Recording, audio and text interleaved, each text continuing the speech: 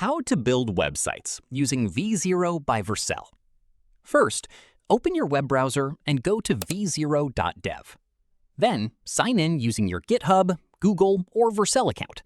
If you don't have an account yet, create one for free. Once you're on the V0 dashboard, click the prompt box and describe the website you want to create. For example, type, "Create a modern restaurant website with a hero section, menu page, online reservation form, customer reviews, and a responsive design." After entering your prompt, press Enter. Within a few moments, V0 will generate a complete website design, along with a live preview and the source code. Now, review the generated website. If you'd like to make changes, simply type another prompt, like change the color scheme to dark blue.